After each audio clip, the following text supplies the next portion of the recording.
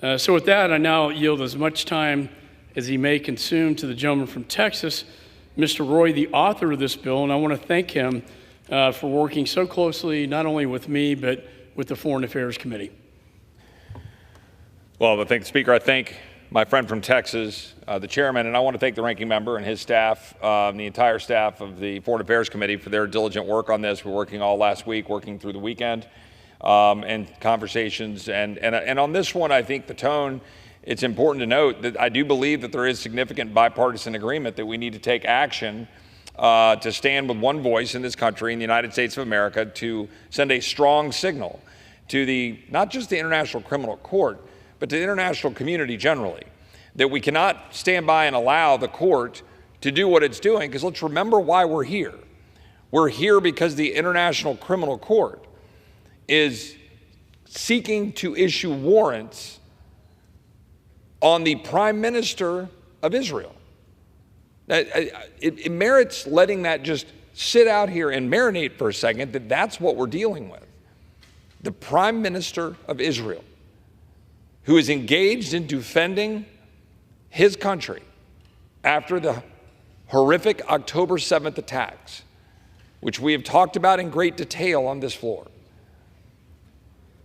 The assaults, the rapes, the beheadings of babies, the killing of innocent civilians, what happened and what occurred on our Jewish brothers and sisters and others in Israel on October 7th.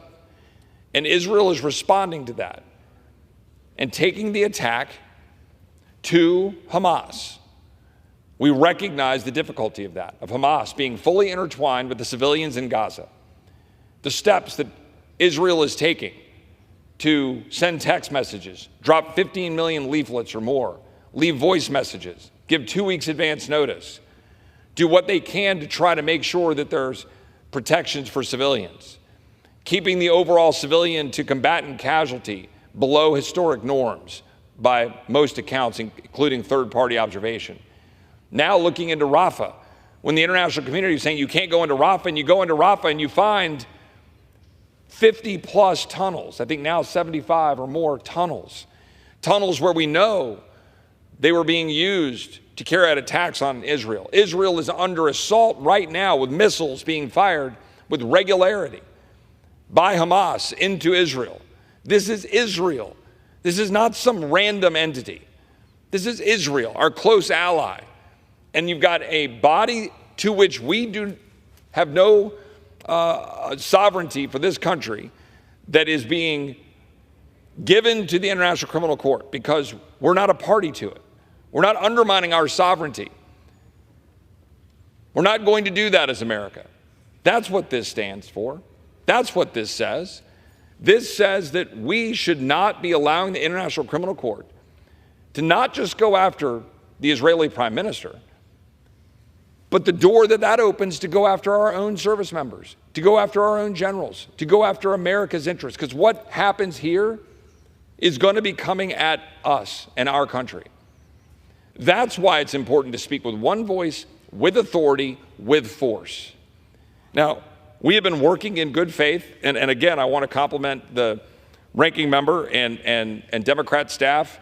Again, we're working through the weekend. I do believe there were amendments that we could have agreed to. There were changes that we could have agreed to that would have had bipartisan support here. And I understand that the White House did not agree to that, and I think that's a shame. I think the White House made the wrong call. That's plain and simple. I think the White House got this wrong, and I just hope that we will be here today united as a body, putting aside partisan differences, and that we will move this bill forward and send it to the Senate, where the Senate can work its will. And if the Senate wants to modify it and send it back to the House and try to address any of the concerns that have been raised by my colleagues on the other side of the aisle or on this side of the aisle, great, the Senate can do that and they can send it back to us, then we can send a product to the president. But we need to address this, and we need to address it quickly. Because if we allow this to fester, then we undermine our own national security. And importantly, at this moment in time, we give credence and power to an international body to which we are not a party, to which Israel is not a party, and that is being used to flex political muscle by targeting the prime minister for defending his own country. That we cannot stand for. I hope that my colleagues will support H.R. 8282. And with that, I would yield back to the distinguished chairman. The gentleman from Texas reserves. The gentleman from New York is recognized.